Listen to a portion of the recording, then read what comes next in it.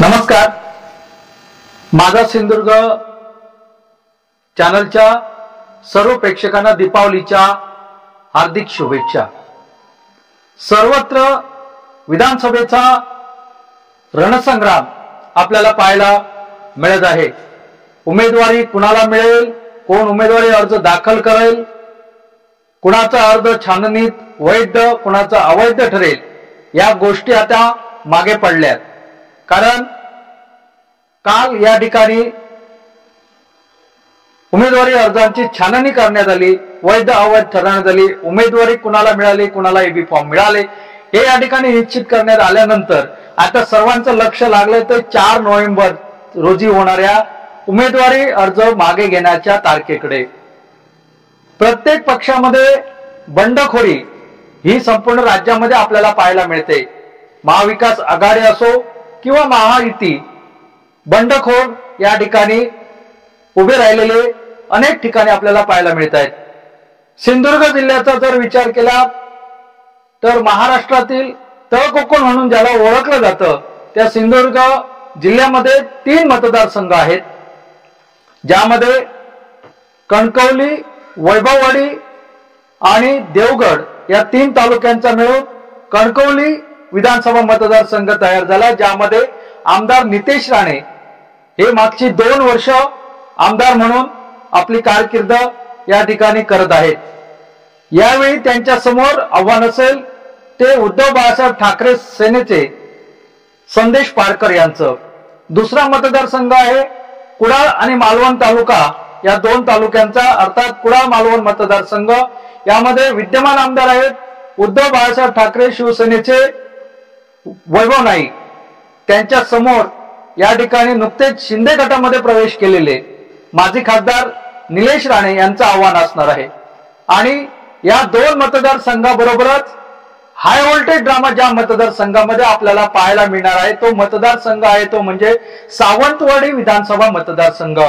सावंतवाडी, वेंगुर्ला आणि दोडामार्ग या 3 तालुक्यांचा मिळून बनलेला हा मतदारसंघ यावेळी जरा जास्त चर्चेत आहे.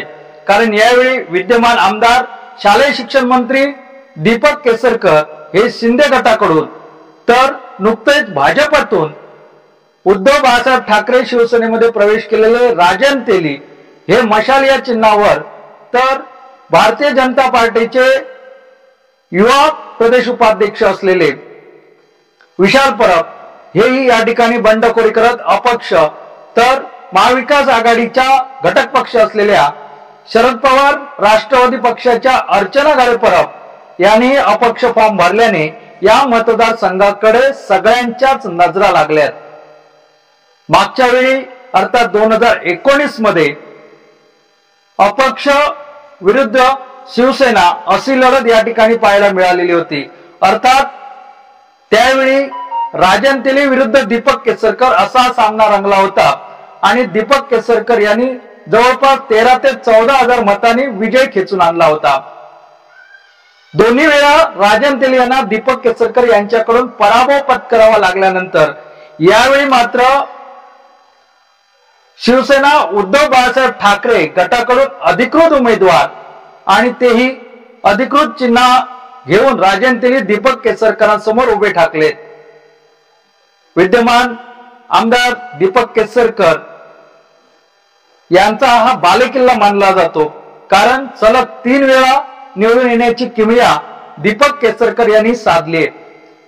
पहिल्यांदा 2009 मध्ये राष्ट्रवादी काँग्रेसकडून, 2014 आणि 2019 ला त्यांनी शिवसेनेच्या धनुष्यबाणावर निवडणूक लढवली.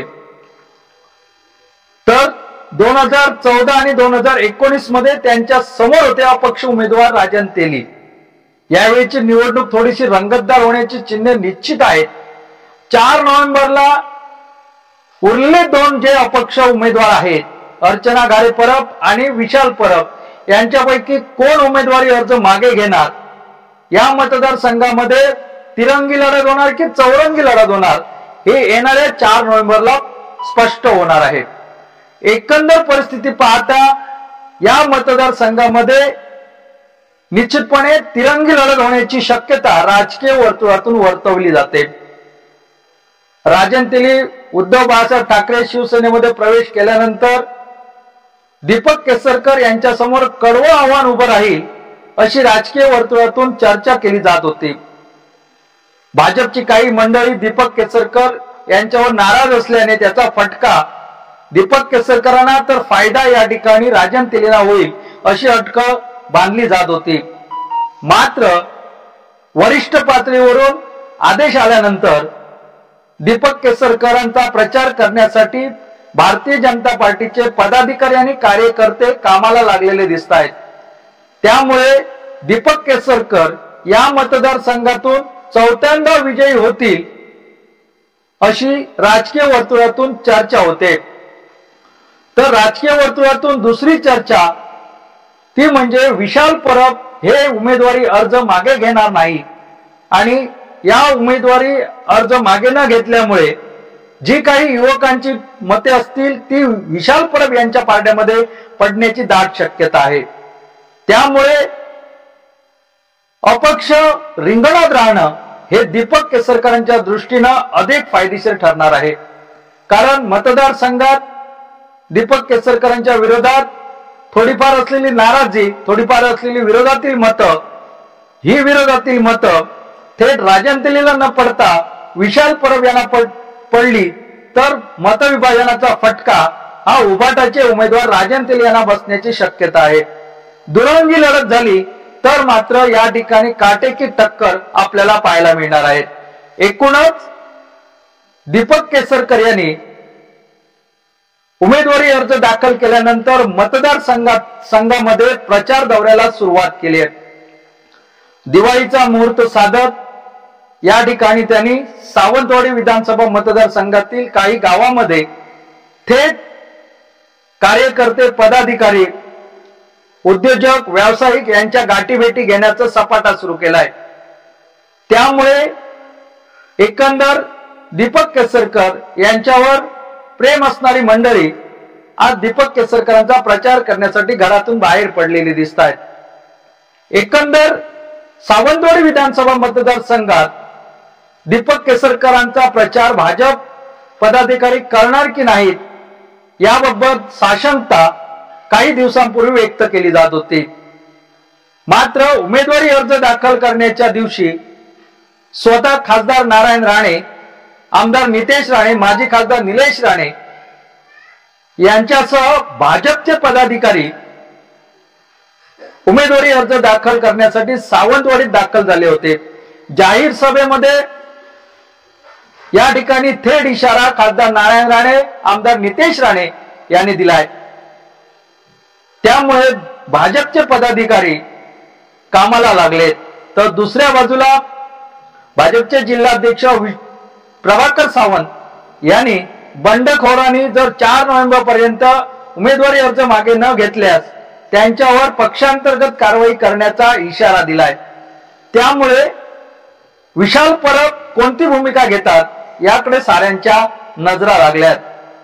जर विशाल परब निवडणूक रिंगणात कायम राहिले तर मात्र उभाटाचे उमेदवार राजन तेली यांना अतिरिक्त मते मिळवण्यासाठी जास्त प्रयत्न करावे लागतील हे मात्र निश्चित। नुकत्याच झालेल्या भाजप कार्यकर्त्यांच्या मेळाव्यामध्ये सिंधुदुर्ग जिल्ह्याचे पालकमंत्री तथा सार्वजनिक बांधकाम मंत्री रवींद्र चव्हाण यांनी अंतर्गत नाराजी दूर करण्याचा प्रयत्न करत महायुतीच्या उमेदवाराचं काम करा असे थेट आदेश भाजपच्या पदाधिकाऱ्यांना दिलेत। त्यामुळे दीपक केसरकर यांना थोडासा दिलासा मिळालेला दिसतोय। त्यातच दीपक केसरकरांच्या दिमतीला आता युवा सेनेची फौज मिळाली आहे। कारण प्रत्येक मतदारसंघात युवकांची संख्या ही मोठ्या प्रमाणात आपल्याला दिसून येते आणि युवा सेनेच्या माध्यमातून दीपक केसरकर यांनी नुकताच घेतलेला संवाद मेळावा, ज्या मेळाव्याला हजारोंची उपस्थिती आपल्याला पाहायला मिळाली, त्या पार्श्वभूमीवर ही युवा सेना दीपक केसरकरांच्या विजयासाठी जीवाचं रान करताना सध्या तरी मतदारसंघात पाहायला मिळतंय। एकंदर सर्वसामान्य मतदारांना आपलेसे वाटणारा आमदार या ठिकाणी या मतदारसंघातून निवडून जाईल हे निश्चित असतानाच अपक्षाने या निवडणुकीत उमेदवारी दाखल केल्याने या ठिकाणी भलतीच रंगत चढलेली दिसते। विकास कामांचा मुद्दा दोन्ही बाजूने बाजूला ठेवत एकमेकावर केवळ टीकेचे आसूड ओढण्याचं काम राजकीय उमेदवारांकडून केलं जात आहे। एकूणच दीपक केसरकर विरुद्ध राजन तेली अशी थेट लढत राजकीय वर्तुळातून वर्तवली जात होती। मात्र विशाल परब यांनी जर उमेदवारी कायम ठेवली तर मात्र या मतदारसंघात तिरंगी लढत निश्चित होईल। या मतदारसंघाचा इतिहास पाहता आतापर्यंत अपक्ष उमेदवार निवडून आलेला नाही हेही दुर्लक्षून चालणार नाही। या ठिकाणी सुरेश दळवी यांनी प्रथमतः अपक्ष उमेदवारी दाखल केली होती। कपबशी या चिन्हावर सुरेश दळवी लढले होते आणि 28,000 एवढं मतदान सुरेश दळवी यांना झालं होतं। दोडामार्ग तालुक्याने सुरेश दळवी यांना संपूर्ण साथ दिली होती। मात्र म्हणावी तशी साथ सावंतवाडी आणि वेंगुर्ला या तालुक्यातून त्यांना मिळाली नाही। त्यानंतर माजी राज्यमंत्री राहिलेले राष्ट्रवादीचे नेते प्रवीण भोसले यांनी अपक्ष उमेदवारी दाखल केली होती आणि त्यांनीही कपबशी चिन्हावरच निवडणूक लढवली होती। त्यांनाही त्या ठिकाणी पराभवाचा धक्का सहन करावा लागला होता। गेल्या निवडणुकीमध्ये अर्चना घरे यांना उमेदवारी मिळेल अशी अटकळ बांधली जात होती। मात्र ऐनवेळी अर्चना घरे परब यांना माघार घ्यावी लागली। मात्र आताची परिस्थिती पाहता अर्चना घरे उमेदवारी अर्ज मागे घेण्याच्या मनस्थितीमध्ये आहेत का हाही एक प्रश्न आहे।